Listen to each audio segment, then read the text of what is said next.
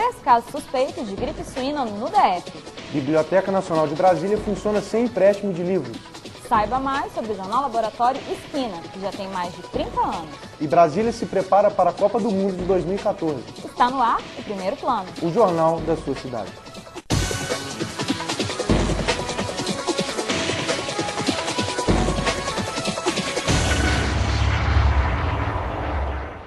Boa noite. O Ministério da Saúde informou que subiu de 18 para 20 o número de pessoas com suspeita de terem adquirido o vírus influenza A/H1N1. No DF, 3 casos estão sendo analisados no Hospital Regional da Asa Norte. De acordo com a Subsecretaria de Vigilância à Saúde, em caso de suspeita, os pacientes terão de ser internados e não podem recusar o procedimento.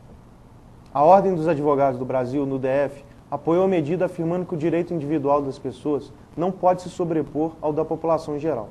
O Código Penal prevê pena de até 1 ano de cadeia, mais multa, a quem desobedecer a determinação em caso de calamidade pública, como o atual. Há 35 anos, no Uniceub, com uma tiragem de 4.000 exemplares, o Jornal Laboratório Esquina é feito pelos alunos do 6º período de jornalismo. Apesar de ser um jornal universitário, os alunos enfrentam censura para publicar algumas matérias. O Jornal Laboratório Esquina existe no Uniceub há quase 40 anos. Ele surgiu com o objetivo de simular a realidade de uma redação de jornal e, assim, trazer o aluno para mais perto do que é uma redação de jornal de verdade. O que pouca gente sabe é como é feita e quais as etapas de sua produção. Aqui no Jornal Laboratório, o aluno pode experimentar todas as fases de produção de um jornal impresso, desde a pauta até a diagramação e a publicação do veículo de comunicação. Para eles é um exercício muito importante, porque pode experimentar não só o texto, mas como a edição e também fotografia e diagramação. Então é um exercício completo dentro da área de jornalismo impresso. Além de produzir suas matérias, há ainda a questão da censura enfrentada pelos alunos, ou melhor, pelos repórteres do Esquina. Interfere sim na nossa produção, né?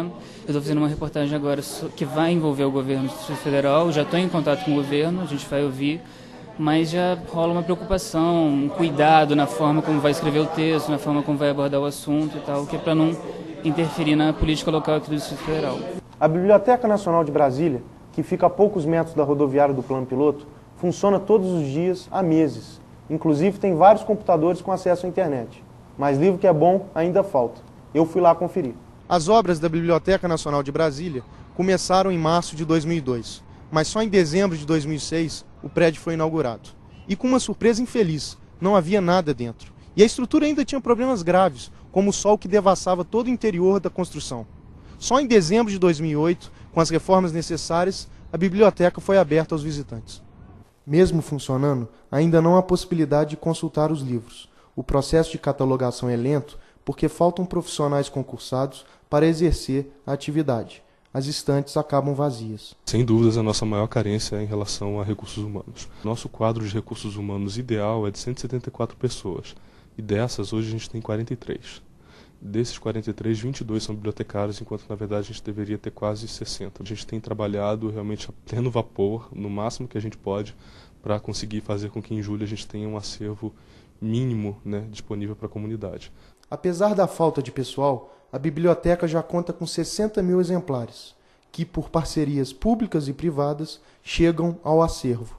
Alguns desses livros são muito especiais. A doação do poeta Arici Curvelo. O Arici, ele é poeta, advogado, né, capixaba, descendente da família do Teófilo Otoni, e ele está doando toda a biblioteca dele para a gente. São coisas raríssimas, são mais ou menos 10.000 exemplares, e dentro desses 10.000 a gente tem, por exemplo, alguns primeiros impressos da imprensa régia. Então, algumas coisas que foram impressas no Brasil em 1808, que foram os primeiros impressos, a gente tem aqui. Além dele, em 2007, faleceu a poeta Marli de Oliveira, que foi casada com também o poeta João Cabral de Melo Neto, e as herdeiras dela doaram toda a biblioteca da Marli aqui para a gente. Então, a gente também começou com essas 2 grandes doações, que são essencialmente coleções especiais, né, são obras especiais, algumas obras raras, inclusive, livros de poesia do século XVIII. Então, com essas 2 coleções, a gente vai começar bem o nosso acervo de coleções especiais, inclusive. O acervo, além de contar com uma coleção especial, deve ser direcionado aos estudos brasileiros. uma seleção brasiliana que pretende atender à carência das bibliotecas nacionais nessa área.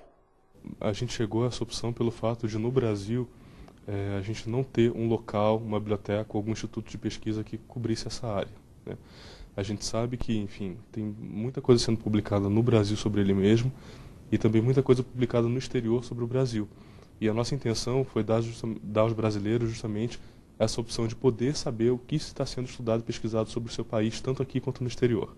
Só nos Estados Unidos, a gente tem uma associação de brasilianistas, né, que são pessoas que estudam, estrangeiros que estudam o Brasil, e só a Associação Americana tem 997 pessoas, 997 pesquisadores filiados e que estudam e pesquisam o Brasil. Então, por aí você já tira o tanto que se é estudado e pensado sobre o Brasil que a gente não tem conhecimento. Atualmente, cerca de 400 pessoas passam pela biblioteca por dia. Com o acervo completo, espera-se que Brasília finalmente tenha um espaço dedicado ao livro e à pesquisa que corresponda a uma capital.